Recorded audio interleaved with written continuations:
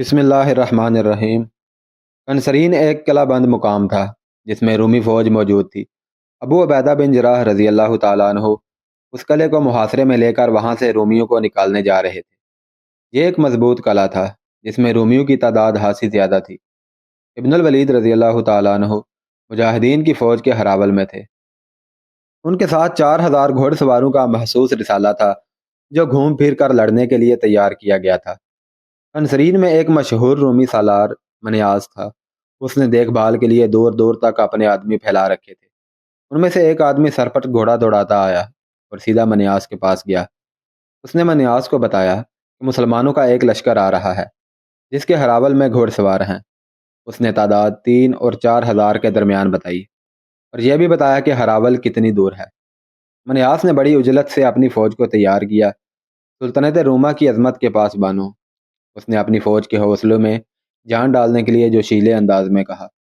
وہ بزدل تھے جنہوں نے اپنے اوپر عرب کے بتوں کا خوف طاری کر لیا تھا۔ تم میں عیسائی عرب بھی ہیں۔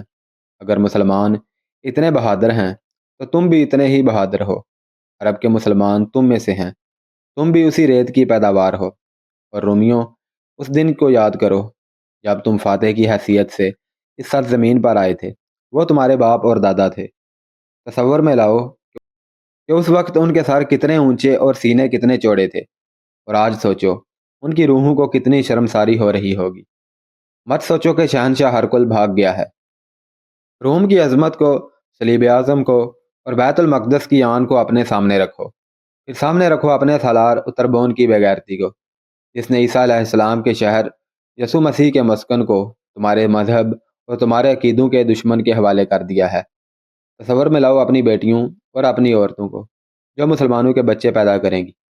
اپنے آپ کو دیکھو، تم ہار گئے تو باقی عمر کے لیے مسلمانوں کے غلام بن جاؤ گے۔ آج تم کس شان سے، کیسے جاہو جلال سے گھوڑوں پر سوار ہوتے ہو۔ تم نے اگر ہتھیار ڈال دیے تو تم گھوڑوں کی سواری کو بھی ترسو گے۔ تم استبل کے ملازم ہوگے اور گھوڑوں کی غلاظت صاف کیا کرو گے۔ مت ہون گرما ہمارا اے سالار، ایک سوار نے بڑی ہی بلند آواز میں کہا۔ کیا تو سمجھتا ہے کہ ہم لڑنے سے منہ موڑ رہے ہیں؟ کیا تجھے ہماری جرت اور غیرت پر شک ہے؟ اے تنو مند گھوڑے کے بہادر سوار، منیاس نے کہا، میں شک کیوں نہ کروں؟ ہمارا کون سا سالار ہے جو میدان سے نہیں بھاگا یا مارا نہیں گیا؟ اتربون، جو ہرکل کا ہم پلہ تھا، کتنے دعوے کرتا تھا مسلمانوں کو کچل دینے کے، اب وہ کہاں ہے؟ ایک دن بھی نہیں لڑا، اور ایلیا یعنی بیت المقدس سے بغیر لڑے بھاگ گیا ہے۔ کیا اسقف اعظم سفرینوس کو تم اپنی مذہبی پیشوا مانو گے، جس نے قلعے سے باہر جا کر مسلمانوں کے خلیفہ کا استقبال کیا اور اسے کہا کہ کلیسائے قیامت میں نماز پڑھو؟ اس نے یہ بھی نہ سوچا کہ وہ اپنی عبادت گاہ اپنے مذہب کے دشمن کے حوالے کر رہا ہے۔ تم نے ثابت کرنا ہے کہ تم اتنے بزدل اور بے غیرت نہیں۔ اگر تم ثابت قدم رہے تو شاید کمک آ جائے، مگر مجھے کمک آنے کی کوئی امید نہیں، نہ میں کمک کی ضرورت محسوس کرتا ہوں۔ ہم لڑیں گے سالار محترم، پہلے ایک پھر کئی آوازیں بلند ہوئی۔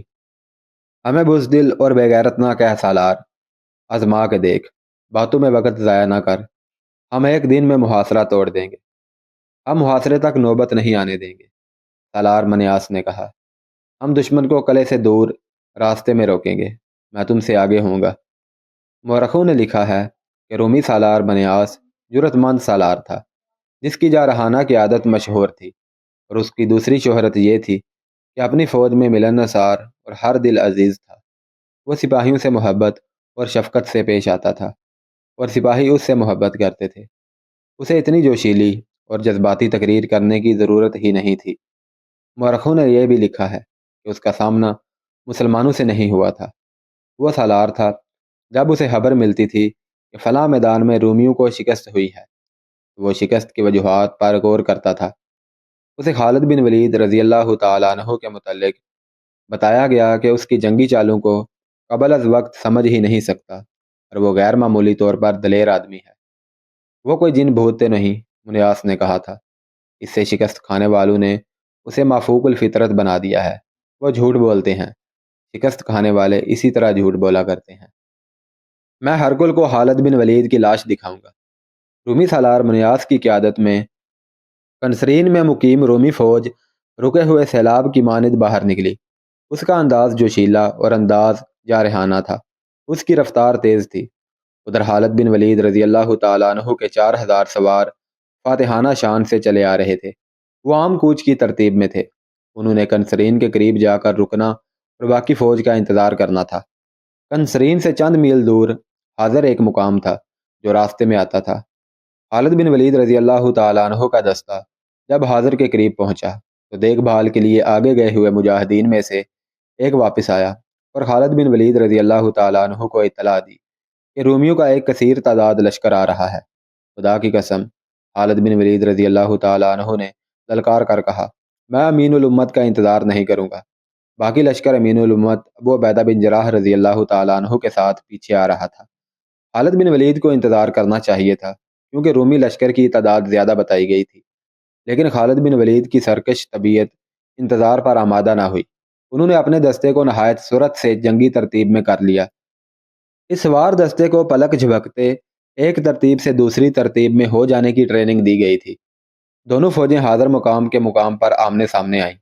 رومی سالار منیاس کو توقع تھی کہ مسلمان جنگ سے پہلے کے رسم و رواج کا مظاہرہ کریں گے۔ مثلاً ان کا سالار ذاتی مقابلے کے لیے رومی سالار کو للکارے گا۔ ایسے چند ایک مقابلے ہوں گے، پھر دستوں کو ترتیب میں کیا جائے گا۔ لیکن مسلمان سوار رکے بغیر ہی ایسی ترتیب میں ہو گئے جسے منیاس سمجھ ہی نہ سکا۔ اتنے میں اس پر حملہ ہو چکا تھا۔ منیاس اپنی فوج کا حوصلہ بڑھانے کے لیے آگے تھا۔ اس کے گرد محافظوں کا حصار تھا جو خاصا مضبوط تھا۔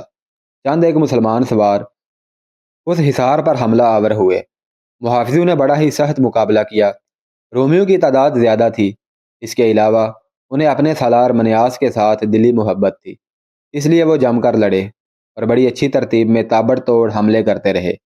لیکن ان کا ہر حملہ یوں بیکار جاتا جیسے ہوا میں گھونسا مارا ہو۔ اس کی وجہ یہ تھی کہ ان کا مقابلہ ایسے سواروں کے ساتھ تھا جو جم کر نہیں لڑتے تھے۔ ان کا انداز کچھ اور تھا۔ حملے رومی کر رہے تھے اور نقصان بھی انہی کا ہو رہا تھا۔ خالد بن ولید رضی اللہ تعالیٰ عنہ خود بھی سپاہیوں کی طرح لڑ رہے تھے۔ انہیں اپنے سواروں کو چالیں بتانے کی ضرورت پیش نہیں آتی تھی۔ ایسی ضرورت منیاس کو تھی۔ وہ دیکھ رہا تھا کہ اس کی فوج کی ترتیب بکھر رہی ہے۔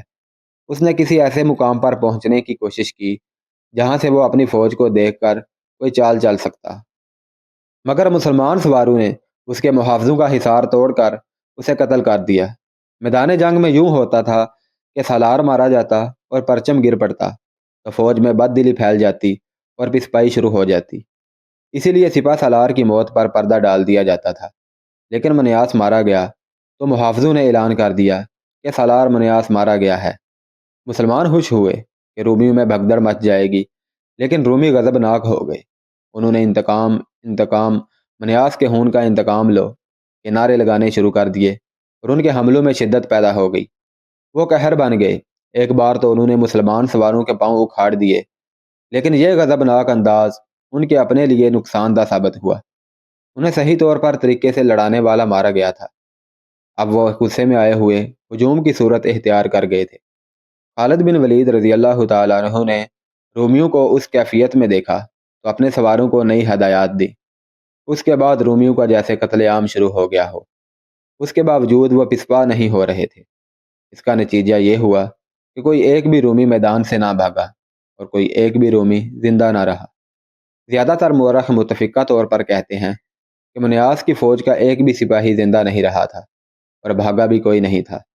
مسلمانوں کا جانی نقصان بہت ہی کم تھا۔ معرکہ ختم ہوا تو حاضر کے لوگ جو سب کے سب عیسائی تھے باہر نکل آئے اور خالد بن ولید رضی اللہ تعالیٰ عنہ سے ملے۔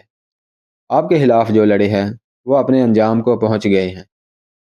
ایک عیسائی بزرگ نے شہریوں کی نمائندگی کرتے ہوئے کہا، ہم بھی عیسائی ہیں، لیکن ہم آپ سے لڑنے کا ارادہ نہ پہلے رکھتے تھے نہ اب ایسا کچھ ارادہ ہے۔ ہم آپ کی اطاعت قبول کرتے ہیں۔ جس نے ہم سے لڑے بغیر اطاعت قبول کر لی وہ ہماری پناہ میں آ گیا۔ خالد بن ولید رضی اللہ تعالیٰ عنہ نے کہا، نہ تم پر جزیہ واجب ہے نہ ہم تم اسلام قبول کر لینے کو کہتے ہیں۔ تمہاری عبادت گاہیں محفوظ رہیں گی۔ ابھی ابو عبیدہ بن جراح رضی اللہ تعالیٰ عنہ کے دستے نہیں پہنچے تھے۔ انہیں محاصرے کے لیے جانا تھا، اس لیے انہیں کوئی جلدی نہیں تھی۔ انہوں نے ایک پڑاؤ بھی کیا تھا۔ خالد بن ولید رضی اللہ تعالیٰ عنہ نے وہاں انتظار نہ کیا۔ کیونکہ انہیں کنسرین کو محاصرے میں لینا تھا۔ یہ جگہ وہاں سے زیادہ دور نہیں تھی۔ کنسرین کے اندر رومیوں کی کچھ فوج موجود تھی۔ خالد بن ولید رضی اللہ تعالیٰ عنہ نے محاصرہ کیا تو رومیوں نے شہر کی دیوار پر آ کر تیر اندازی شروع کر دی۔ خالد بن ولید رضی اللہ تعالیٰ عنہ کو اندازہ تھا کہ اندر فوج اتنی زیادہ نہیں ہوگی، اگر ہوتی بھی تو خالد بن ولید رضی اللہ تعالیٰ عنہ ہمت نہ ہارتے۔ انہوں نے اپنے ایک ایلچی کو یہ پیغام دے کر قلعے کے دروازے پر بھیجا: اے رومیوں، تم اگر آسمان پر چھائے ہوئے بادلوں میں ہوتے تو بھی ہمارا اللہ ہمیں تم تک یا تمہیں ہم تک پہنچا دیتا۔ ہم تمہیں موقع دیتے ہیں کہ بہت برے انجام تک پہنچنے سے پہلے قلعے کے دروازے کھول دو۔ اگر دروازے ہم نے کھولے تو پھر صلح کی شرطیں تمہاری کمر توڑ دیں گی۔ تمہارا سالار حاضر کے باہر مرا پڑا ہے، اور جو فوج وہ اپنے ساتھ لے گیا تھا اس کا کوئی ایک بھی سپاہی زندہ نہیں۔ ہم نے تمہیں بہت برے انجام سے آگاہ کر دیا ہے۔ اس پیغام کا خاطر خواہ اثر ہوا۔ قلعے کے دروازے کھل گئے۔ مسلمان فاتح کی حیثیت سے شہر میں داخل ہوئے۔ جزیہ کی رقم اور دیگر شرائط طے ہوئی، جن میں حسب معمول ایک شرط یہ بھی تھی کہ کنسرین شہر اور اس کے شہریوں کی عزت اور جان و مال کی حفاظت مسلمانوں کی ذمہ داری ہے، اور جو شہری شہر چھوڑ کر جانا چاہتا ہے وہ اپنے خاندان کے افراد اور اپنے مال و اموال کو اپنے ساتھ لے جا سکتا ہے۔ جب خالد بن ولید رضی اللہ تعالیٰ عنہ کنسرین کو پوری طرح لے چکے تھے، اس وقت ابو عبیدہ رضی اللہ تعالیٰ عنہ پہنچے۔ ابو سلیمان ابو عبیدہ بن جراح رضی اللہ تعالیٰ عنہ نے خالد بن ولید رضی اللہ تعالیٰ عنہ کو گلے لگاتے ہوئے کہا: تجھ پر اللہ کی رحمت ہو، میں حاضر کے باہر رومیوں کی لاشیں دیکھ آیا ہوں۔ ابو عبیدہ بن جراح رضی اللہ تعالیٰ عنہ نے اسی روز مدینہ خلیفۃ المسلمین کو پیغام بھیجا، جس میں انہوں نے خالد بن ولید رضی اللہ تعالیٰ عنہ کی اتنی بڑی کامیابی کی تفصیلات لکھی۔ یہ کامیابی اس لحاظ سے بہت بڑی تھی کہ سلطنت روم کے تابوت میں ایک اور کیل گاڑ دی گئی تھی۔ تقریباً تمام مورخوں نے لکھا ہے کہ امیر المومنین عمر بن الخطاب رضی اللہ تعالیٰ عنہ نے پیغام پڑھ کر کہا تھا: اللہ نے خالد بن ولید کو سپاہ گری اور سالاری پیدائش کے ساتھ ہی عطا فرمائی تھی۔ ابو بکر پر اللہ کی رحمت ہو، وہ مجھ سے بہتر مردم شناس تھے۔ کنسرین سے آگے حلب ایک اور مشہور شہر تھا جہاں رومیوں کی خاصی بڑی تعداد قلعہ بند تھی۔ رومی سالار جو وہاں کا قلعہ دار تھا اس کا نام یوکنا تھا۔ یہ بھی تجربہ کار سالار تھا جس نے بے شمار لڑائیاں لڑی تھیں اور ہر لڑائی میں فتح حاصل کی تھی۔ ابو عبیدہ بن جراح رضی اللہ تعالیٰ عنہ اور خالد بن ولید رضی اللہ تعالیٰ عنہ حلب کی طرف پیش قدمی کر رہے تھے۔ رومی سالار یوکنا کو اطلاع ملی کہ مسلمانوں کا لشکر آ رہا ہے۔ رومی سالاروں نے کچھ عرصے سے یہ سلسلہ شروع کر دیا تھا کہ وہ جب سنتے تھے کہ مسلمانوں کا لشکر آ رہا ہے، وہ اپنے دستوں کو اکٹھا کر کے جوشیلی تقریر کرتے اور قلعے سے باہر آ کر لڑتے تھے۔ یہ ایک دلیرانہ اقدام تھا۔ وہ شاید یہ ظاہر کرنا چاہتے تھے کہ وہ مسلمانوں سے نہیں ڈرتے۔ یوکنا نے بھی یہی کیا۔ وہ خلب سے اپنے دستے نکال کر قلعے سے 6 میل دور آ گیا۔ مسلمانوں کی فوج کے ہراول میں اب بھی خالد بن ولید رضی اللہ تعالیٰ عنہ اپنے سواروں کے ساتھ تھے۔ یوکنا نے بھی اپنے ساتھی سالار منیاس کی طرح مسلمانوں کے ہراول سے ٹکر لینے کا طریقہ اختیار کیا۔ یوکنا کو یقین تھا کہ وہ مسلمانوں کو قلعے سے دور ہی دور ختم کر دے گا۔ اسے بھی منیاس کی طرح توقع ہوگی کہ آمنے سامنے آ کر مسلمان رک جائیں گے اور جنگی ترتیب میں آ کر لڑیں گے۔ اب بھی خالد بن ولید رضی اللہ تعالیٰ عنہ نے ویسے ہی کیا کہ اطلاع ملتے ہی کہ آگے رومی لشکر آ رہا ہے، اپنے دستے کو جنگی ترتیب میں کر لیا۔ رومیوں کو دیکھ کر خالد بن ولید رضی اللہ تعالیٰ عنہ نے اپنے دستوں کو روکا نہیں، انہیں 3 حصوں میں تقسیم کر کے پہلوؤں سے حملہ کر دیا۔ سوار اس طرح گھوم پھر کر لڑے کہ رومی میدان میں اکٹھے ہو گئے۔ خالد بن ولید رضی اللہ تعالیٰ عنہ نے سامنے سے بھی حملہ کر دیا۔ خالد بن ولید کا یہ جارحانہ انداز یوکنا کے لیے غیر متوقع تھا۔ اس نے جو سوچا تھا اس کے الٹ ہوا اور اس کے دستوں کے قدم اکھڑ گئے۔ اس مارکے میں بھی رومیوں کی تعداد مسلمانوں کی نسبت زیادہ تھی۔ یوکنا کے دستے حوصلہ ہار بیٹھے۔ اس نے پسپائی اختیار کی اور قلعے میں چلا گیا۔ یہ قلعہ پہاڑی کے اوپر تھا، اس لیے اسے سر کرنا بہت مشکل تھا۔ مسلمانوں نے قلعے کا محاصرہ کر لیا۔ یوکنا نے متعدد بار اپنے دستوں کو باہر نکال کر مسلمانوں پر حملے کروائے، لیکن جانی نقصان کے سوا اسے کچھ بھی حاصل نہ ہوا۔ یوکنا کو امید تھی کہ شہنشاہ ہرقل کمک اور رسد بھیجے گا۔ اسے شاید معلوم نہ تھا کہ تمام تر شام میں مسلمان پھیل گئے ہیں اور اب اسے کہیں سے بھی کمک نہیں مل سکتی۔ اس نے دستوں کو باہر نکال کر حملوں کا سلسلہ روک دیا اور قلعے میں دبک کر بیٹھ گیا۔ مسلمان کسی نہ کسی طرح قلعے میں داخل ہونے کی کوشش کرتے رہے، لیکن کامیاب نہ ہو سکے۔ 4 مہینے محاصرے میں گزر گئے۔ قلعے کے اندر رومی ایسے پریشان اور خوفزدہ ہوئے کہ یوکنہ نے ایک روز اپنا ایلچی باہر اس پیغام کے ساتھ بھیجا کہ وہ ہتھیار ڈالنے پر تیار ہے۔ یوکنہ کو امید نہیں تھی کہ خالد بن ولید رضی اللہ تعالیٰ عنہ اس کی شرط کو تسلیم کر لیں گے۔ اس کی شرط یہ تھی کہ اسے اور اس کی فوج کو قلعے سے چلے جانے دیا جائے۔ اس کے ایلچی نے جب واپس جا کر بتایا کہ مسلمانوں نے اس کی شرط مان لی ہے تو وہ حیران رہ گیا۔ نہیں، اس نے کہا، ایسا نہیں ہو سکتا کہ فاتح اس فوج کو بخش دے جس نے اس کے آگے ہتھیار ڈالے ہوں۔ میں جانتا ہوں کیا ہوگا۔ جب نہتے سپاہی باہر نکلیں گے تو مسلمان انہیں قتل کر دیں گے۔ آخر وہ وقت آیا جب یوکنہ کے دستے بغیر ہتھیاروں کے باہر نکلے اور مسلمانوں کی فوج کے درمیان سے گزر گئے۔ یوکنہ کو سب سے پہلے نکلنا چاہیے تھا، لیکن وہ آخر میں بھی نہ نکلا۔ خالد بن ولید رضی اللہ تعالیٰ عنہ قلعے میں گئے تو یوکنہ نے ان کا استقبال کیا۔ اے رومی سالار، خالد بن ولید رضی اللہ تعالیٰ عنہ نے کہا، تو جا سکتا ہے۔ ابن ولید، یوکنہ نے کہا، میں نہیں جاؤں گا۔ اگر میں تمہارے ساتھ رہنا چاہوں تو مجھے کیا شرط پوری کرنی پڑے گی؟ اسلام قبول کر لے۔ خالد بن ولید رضی اللہ تعالیٰ عنہ نے کہا، پھر تیری حیثیت یہی رہے گی جو اب ہے۔ بے شک یہی میری خواہش تھی، یوکنہ نے کہا۔ اس نے خالد بن ولید رضی اللہ تعالیٰ عنہ کے ہاتھ پر اسلام قبول کر لیا اور اگلے ہی معرکے میں اس نے ثابت کر دیا کہ وہ اسلام کا وفادار سالار ہے۔ انطاکیہ شام کا ایک بڑا شہر تھا۔ اس کی اہمیت یہ تھی کہ شہنشاہ ہرقل نے اسے اپنا ہیڈ کوارٹر بنایا تھا۔ یہیں سے وہ حکام، کمک اور رسد وغیرہ اپنی فوج کو بھجواتا تھا۔ ہرقل اب وہاں نہیں تھا۔ وہ شام کی سرحد سے جا چکا تھا اور غالباً قسطنطنیہ میں تھا، لیکن انطاکیہ میں رومی فوج اور ہیڈ کوارٹر موجود تھا۔ وہاں سے رومیوں کو نکالنا لازمی تھا جس سے شام کی فتح مکمل ہو جاتی۔ ابو عبیدہ بن جراح رضی اللہ تعالیٰ عنہ نے انطاکیہ کی طرف پیش قدمی کا حکم دے دیا۔ حسب معمول خالد بن ولید رضی اللہ تعالیٰ عنہ اپنے گھوڑ سوار دستے کے ساتھ ہراول میں جا رہے تھے۔ انطاکیہ چونکہ رومیوں کا آخری بڑا قلعہ اور اہم مقام رہ گیا تھا اور وہ رومی فوج کا مرکز بھی تھا، اس لیے توقع تھی کہ وہاں یرموک جیسا خون ریز معرکہ ہوگا۔ ابو عبیدہ بن جراح رضی اللہ تعالیٰ عنہ اور خالد بن ولید رضی اللہ تعالیٰ عنہ نے اپنے مجاہدین کو آگاہ کر دیا تھا کہ آگے کیا خطرہ ہے۔ سب سے بڑا خطرہ تو یہ تھا کہ مجاہدین کی اس فوج کو مدینہ سے نکلے 4 سال ہو چکے تھے اور وہ مسلسل لڑ رہے تھے۔ جہاں تک جسموں کا تعلق تھا وہ ختم ہو چکے تھے۔ اب تو یہ روح کی قوت تھی جو انہیں انسانی سطح سے بہت اوپر لے گئی تھی۔ انہوں نے اپنے آپ کو اللہ کے سپرد کر دیا تھا۔ انہیں آرام نہیں ملتا تھا۔ دن تلواروں کی جھنکار، تیروں کے زناٹوں، برچھیوں کے وار روکنے اور وار کرنے میں گزر جاتا تھا، اور راتیں اپنے زخمی ساتھیوں کی قربناک آوازوں میں گزرتی تھی۔ وہ باطل کی ایک چٹان کو توڑتے تو ایک اور چٹان سامنے آ کھڑی ہوتی تھی۔ وہ آخر گوشت پوست کے انسان تھے، اور یہ گوشت پوست تھکن سے ٹوٹ پھوٹ گیا تھا۔ دشمن ان کی اس جسمانی کیفیت سے آگاہ تھا، اور یہی ایک خطرہ تھا جو سالار محسوس کر رہے تھے۔ انطاکیہ کا دفاع بہت مضبوط تھا۔ جاسوسوں کی لائی ہوئی اطلاعات سالاروں کو پریشان کر رہی تھی، مگر رکنا اور انتظار کرنا بھی خطرناک تھا۔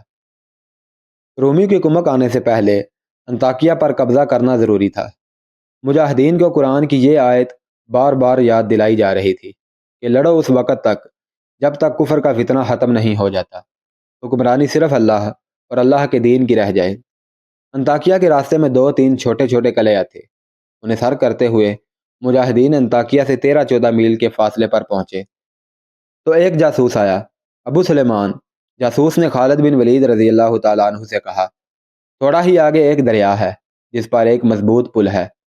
اس پل سے اس طرف رومیوں کا ایک لشکر تیار کھڑا ہے۔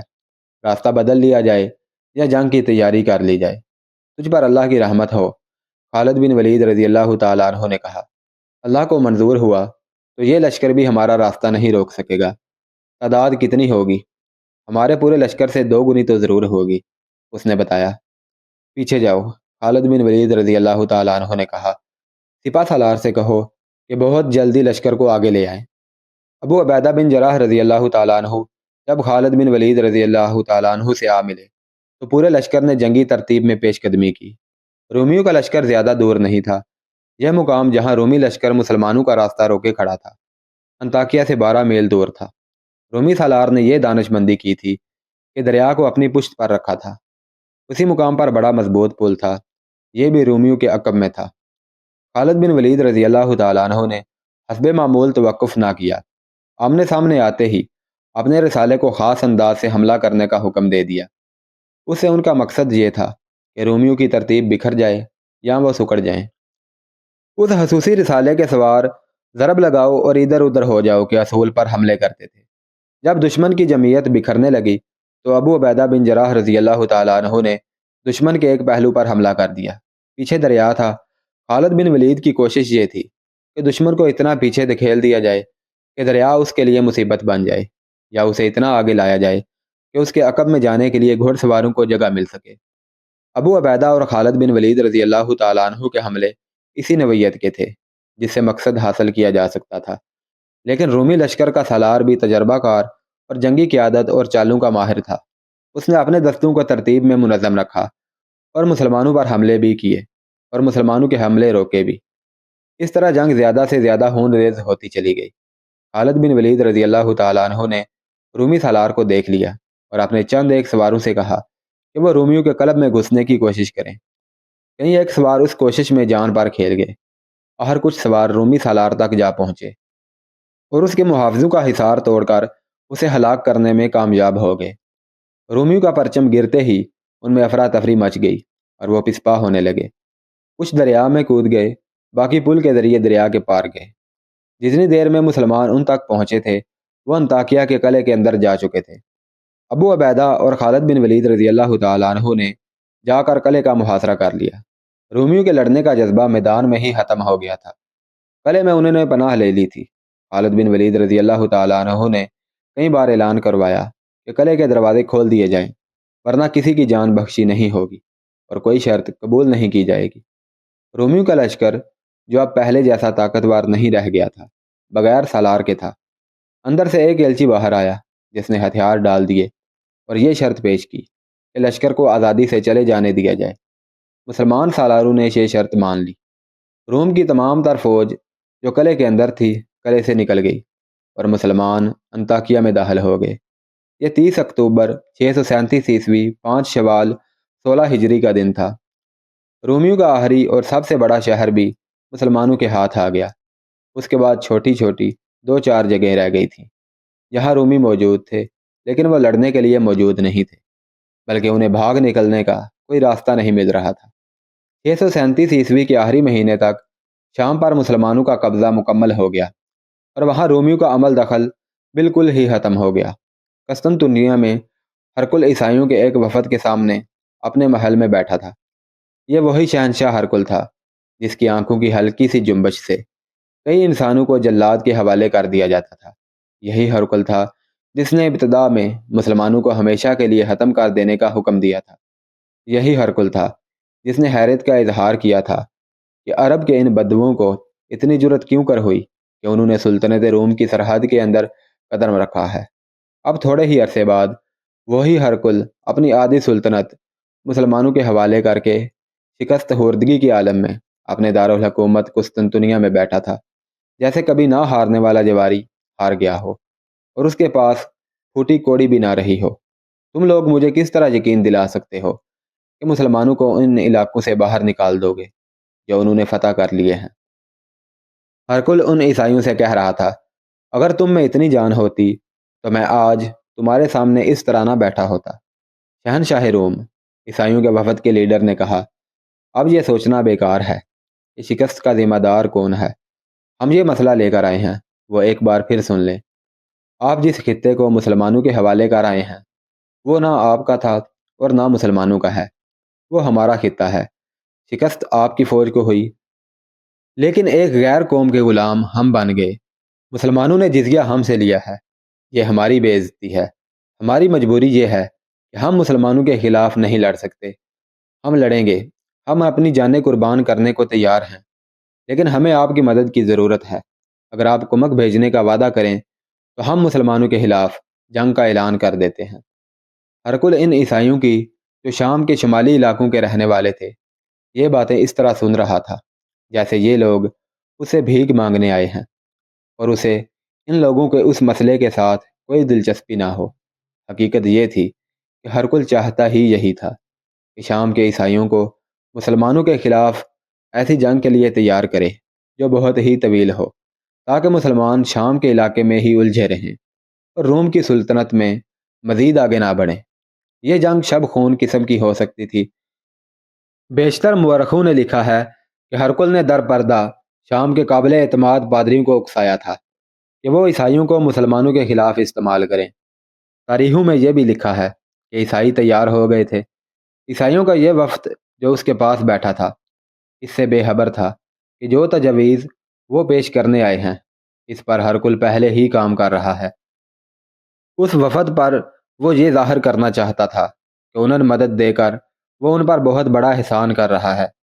ہرکل نے انہیں کہا کہ وہ واپس جا کر اپنے پادریوں سے ملیں اور پادری انہیں بتائیں گے کہ اس تجاویز پر کس طرح عمل درآمد ہوگا۔ اس نے انہیں یہ بھی بتایا کہ عیسائی جب مسلمانوں پر جگہ جگہ حملے شروع کریں گے تو ہرکل انہیں کمک کی صورت میں اپنی فوج دے دے گا۔ مسلمانوں نے اپنے جاسوس تمام علاقے میں پھیلا رکھے تھے، جن میں ایسے جاسوس بھی تھے جو عیسائی بن کر عیسائیوں کے ساتھ رہتے اور پادریوں کے مرید بنے ہوئے تھے۔ ان میں سے بعض شام سے نکل کر جنوبی ترکی تک چلے گئے تھے۔ یہ علاقہ سلطنت روم کا حصہ تھا۔